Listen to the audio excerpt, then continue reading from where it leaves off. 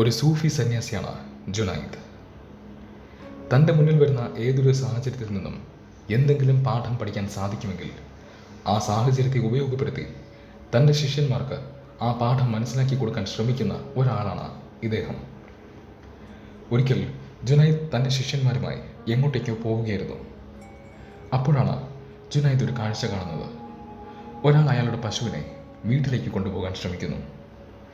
പശുവിൻ്റെ കഴുത്തിൽ കെട്ടിയിരിക്കുന്ന കയർ അയാൾ പിടിച്ചു വലിക്കുകയാണ്. ജുനൈദ് പെട്ടെന്ന് പശുവിൻ്റെ ഉടമയെടുത്ത് പറഞ്ഞു, ഒരു നിമിഷം ഒന്ന് നിൽക്കാമോ? എന്നിട്ട് ജുനൈദ് തൻ്റെ ശിഷ്യന്മാരുടെ അടുത്ത് പറഞ്ഞു, എത്രയും പെട്ടെന്ന് ആ പശുവിൻ്റെ അടുത്ത് പോയി നിൽക്കൂ. നിങ്ങൾക്കിന്ന് ഞാനൊരു കാര്യം പഠിപ്പിച്ചു തരാം. ജുനൈദ് വളരെ പ്രശസ്തനായ ഒരു സൂഫി സന്യാസിയാണ്. തന്നെയും തൻ്റെ പശുവിനെയും ഉപയോഗിച്ച് എന്ത് പാഠമാണ് ഇയാൾ പഠിപ്പിക്കാൻ പോകുന്നത് എന്നറിയാൻ പശുവിൻ്റെ ഉടമയ്ക്കും വലിയ താല്പര്യമായി. അയാൾ അവിടെ തന്നെ നിന്നു. ജുനൈദിൻ്റെ ശിഷ്യന്മാരും പശുവിൻ്റെ അടുത്തെത്തി. ജുനൈദ് ശിഷ്യന്മാരോട് ചോദിച്ചു, എനിക്ക് നിങ്ങളോടൊരു കാര്യം ചോദിക്കാനുണ്ട്. പറയൂ, ഇതിൽ ആരെയാണ് ബന്ധിച്ചിരിക്കുന്നത്? ഇതിൽ ആരെയാണ് കെട്ടിയിട്ടിരിക്കുന്നത്? ശിഷ്യന്മാരെല്ലാം ഒരേ സ്വരത്തിൽ പറഞ്ഞു, ഇതിലെന്താണ് ഇപ്പോൾ അറിയാനുള്ളത്? വ്യക്തമല്ലേ? മനുഷ്യനാണ് പശുവിനെ ബന്ധിച്ചിരിക്കുന്നത്. മനുഷ്യനാണ് മുതലാളി. അയാളുടെ കയ്യിലാണ് കയറിയിരിക്കുന്നത്. അയാൾ എവിടെ പോകുന്നോ അവിടെയെല്ലാം ഈ പശുവിനും പോകേണ്ടി വരും. മനുഷ്യനാണ് ഉടമ, പശുവാണ് അടിമ. ജുനൈദ് പറഞ്ഞു, അത് ശരി. അങ്ങനെയെങ്കിൽ ഇനി സംഭവിക്കാൻ പോകുന്ന കാര്യങ്ങൾ നിങ്ങൾ ശ്രദ്ധിച്ചു നോക്കിക്കോളൂ. ഇത് പറഞ്ഞതിന് ശേഷം ജുനൈദ് എവിടെ നിന്നോ ഒരു കത്തി കൊണ്ടുവന്നു. ആ കത്തി ഉപയോഗിച്ച് അദ്ദേഹം പശുവിനെ കെട്ടിയിരിക്കുന്ന കയർ മുറിച്ചു കളഞ്ഞു. കയർ മുറിച്ച നിമിഷം പശു ഒരൊറ്റ ഓട്ടമോടി. അവൾ രക്ഷപ്പെട്ടു. സ്വാഭാവികമായും പശുവിൻ്റെ ഉടമയ്ക്ക് നല്ല ദേഷ്യം വന്നു.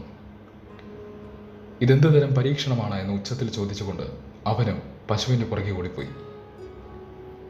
ജുനൈദ് തൻ്റെ ശിഷ്യന്മാരെ നോക്കി ചോദിച്ചു, ഇനി പറയൂ, ആരാണ് യഥാർത്ഥത്തിൽ അടിമ? ആരുടെ പുറകെയാണ് ഓടുന്നത്?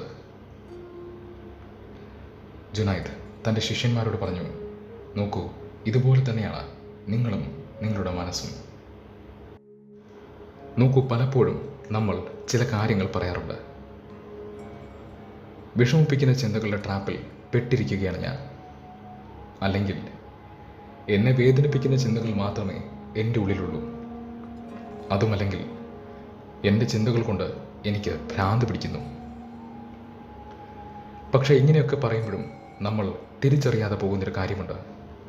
ഈ ചിന്തകൾക്കൊന്നും നമ്മുടെ മേൽ ഒരു ഇൻട്രസ്റ്റും ഇല്ല എന്ന്. ഈ ചിന്തകളൊന്നും നമ്മളെ പിടിച്ചു വെച്ചിട്ടില്ല എന്ന്. ഈ ചിന്തകളുടെ മേൽ താല്പര്യം നമുക്കാണ്. ഈ ചിന്തകളെല്ലാം പിടിച്ചു വച്ചിരിക്കുന്നത് നമ്മളാണ്.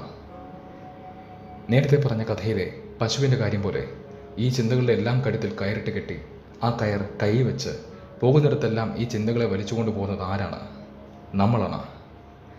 നമ്മളെ വേദനിപ്പിക്കുമെന്നും ഭ്രാന്ത് പിടിപ്പിക്കുമെന്നും വിഷമിപ്പിക്കുമെന്നും ഒക്കെ അറിയാവുന്ന ചിന്തകൾ കൂടെ കൊണ്ട് നടക്കുന്നത് നമ്മളാണ്. അപ്പോൾ ഈ പ്രശ്നത്തിൽ നിന്നും രക്ഷപ്പെടാൻ എന്താണ് ചെയ്യുക? നമ്മൾ പറഞ്ഞല്ലോ, ഈ ചിന്തകൾക്കൊന്നും നമ്മളുടെ മേൽ താല്പര്യമില്ല എന്ന്. നമ്മൾക്കാണ് ചിന്തകളുടെ മേൽ താല്പര്യം. നമ്മൾക്കാണ് ഇൻട്രസ്റ്റ്. ആ ഇൻട്രസ്റ്റ് നമ്മൾ ഇല്ലാണ്ടാക്കിയാൽ മതി. ചിന്തകളുടെ മേൽ നമ്മൾക്കുള്ള താല്പര്യം നമ്മൾ ഇല്ലാണ്ടാക്കിയാൽ മതി. ചിന്തകളുടെ കഴുത്തിൽ കെട്ടിയിരിക്കുന്ന കയർ മുറിച്ചു കളഞ്ഞാൽ മതി. ആ നിമിഷം ഈ ചിന്തകളെല്ലാം നമ്മെ വിട്ട് എങ്ങോട്ടേക്കെങ്കിലും ഓടിപ്പൊയ്ക്കോളും. പക്ഷെ ഓർക്കേണ്ട ഒരു കാര്യം, ചിന്തകൾ ഓടിത്തുടങ്ങുമ്പോൾ നമ്മൾ അവരുടെ പുറകെ ഓടരുത് എന്നതാണ്. നമ്മൾ അവരുടെ പുറകെ ഓടിയാൽ നമ്മൾ വീണ്ടും അടിമകളാവും. ചിന്തകളുടെ കയർ മുറിച്ച് സ്വാതന്ത്ര്യം അനുഭവിക്കാൻ നിങ്ങൾക്ക് സാധിക്കട്ടെ. ഇന്നത്തെ വീഡിയോ നിങ്ങൾക്ക് ഇഷ്ടമായി എന്ന് വിശ്വസിക്കുന്നു. ഇഷ്ടമായെങ്കിൽ തീർച്ചയായും അത് കമൻസിലൂടെ പറയുക. ഒപ്പം വീഡിയോ ലൈക്ക് ചെയ്യുക. ചിന്തകളെക്കുറിച്ച്, അവരുടെ അടിമകളായി ജീവിക്കുന്നതിനെക്കുറിച്ച് നിങ്ങളുടെ അഭിപ്രായം എന്താണ്? തീർച്ചയായും അതും കമൻസിലൂടെ അറിയിക്കൂ. ഈ നല്ല അറിവ് മറ്റുള്ളവരിലേക്കും ഷെയർ ചെയ്യൂ. ഇതുവരെ സബ്സ്ക്രൈബ് ചെയ്യാത്ത ഒരാളാണെങ്കിൽ തീർച്ചയായും ചാനൽ സബ്സ്ക്രൈബ് ചെയ്ത് സപ്പോർട്ട് ചെയ്യൂ.